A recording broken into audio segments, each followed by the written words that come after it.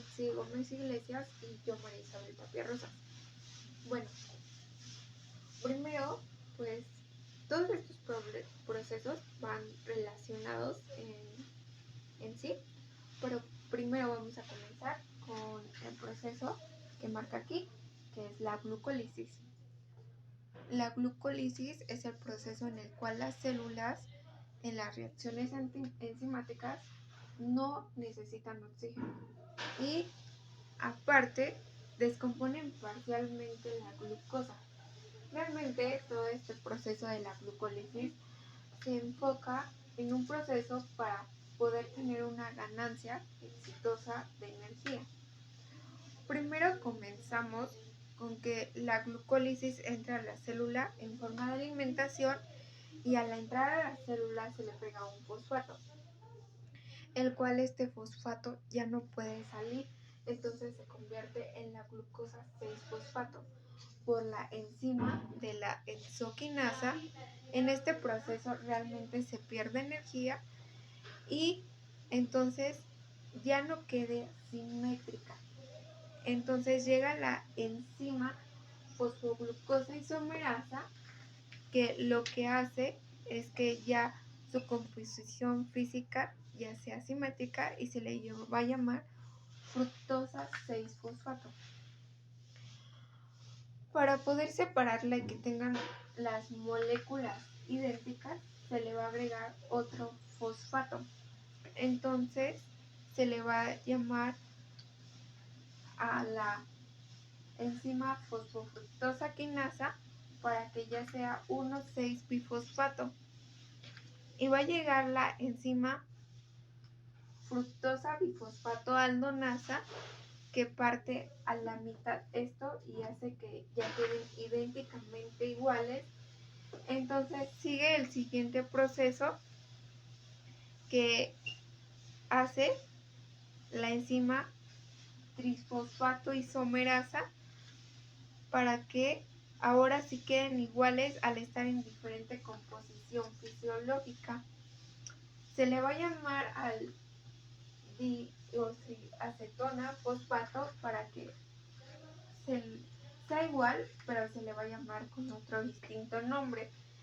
Después de este proceso vamos a pasar a que sea gliceraldehído 3-fosfato y por la enzima gliceraldehído fosfato deshidrogenasa pasa a ser 1,3-bifosfato glicerato, que es el que se encuentra en esta parte de aquí. Después seguimos que toma un fosfato inorgánico del citoplasma y lleva la enzima fosfogliceratoquinasa, que ahora hace que se robe 2 fosfatos y cada uno de ATP con ganancia. Luego la enzima fosfoglicerado mutasa pasa a ser esta estructura y ya sería 3-fosfato glicerato. Es decir, que porque uno ya perdió su fosfato y se convirtió en ATP. Es decir, que se va a convertir ya en 2 fosfoglicerato y de ahí seguimos con que el siguiente paso, el fosfoglicerato mutasa a fosfoendopiruvato. Es decir, que este proceso nada más cambia estructuralmente.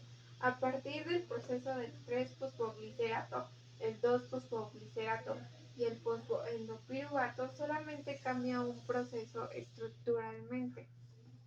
A partir de ahí seguimos con que nos va a dar como resultado la glucólisis, pero ya se va a quitar el fósforo y se va a ir con ATP.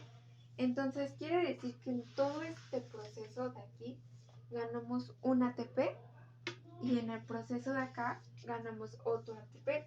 Entonces ganamos 2 ATPs en el proceso de la glucólisis y también en esta parte es relevante decir que ganamos 2 NADs. Entonces, este proceso de la glucólisis realmente se hace para poder tener una ganancia exitosa de energía y así es como se lleva a cabo este proceso.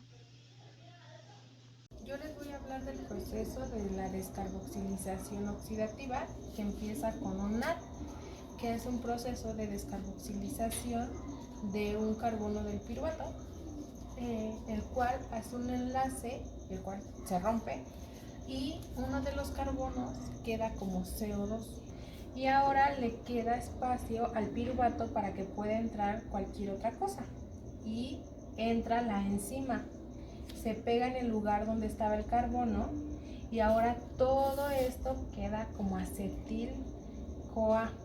También le voy a hablar del ciclo de Krebs, que el ciclo de Krebs empieza con un acetilcoenzima que se convierte en un subcitrato y después se convierte en un isocitrato.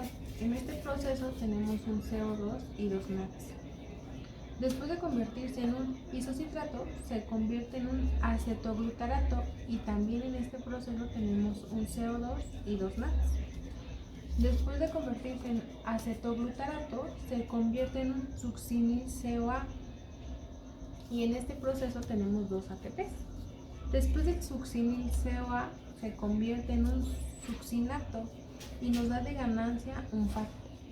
Después de convertirse en succinato se convierte en un fumarato y después se convierte en un malato. En este proceso otra vez nos da 2 NADs. Después de un omalato se convierte en un oxaloacetato y después de convertirse en oxaloacetato se convierte en un acetilcoenzima. Otra vez regresa al punto donde volvió a empezar. En todo este proceso del ciclo de Krebs ganamos 4 ATPs y 8 NADs. Básicamente el ciclo de Krebs es obtener NADs reducidos que posteriormente entran a cadena respiratoria. Y ya por último vamos a explicar el contexto de la cadena respiratoria y cómo se realiza todo este proceso. La cadena respiratoria se describe como el conjunto de proteínas transportadoras de electrones en la membrana interna mitocondrial, que es esta de aquí, con grupos postéticos capaces de aceptar y donar 1 o 2 electrones. Entonces, este proceso se lleva a cabo en la parte de la mitocondria. De un lado se encuentran los LADs y tienen que cruzar para que eso ayude a los electrones y crucen por el citocroma. Al pasar se llevan 2 electrones y regresan y jalan a otro protón. Es decir, que para pasarlo del otro lado se repite mínimo 3 veces todo este proceso. Se tiene que repetir 3 veces. Entonces, el protón regresa por la ATP posa y el ADP se convierte en ATP. Y así es como podemos explicar el proceso de la cadena respiratoria de una manera sintetizada. Gracias.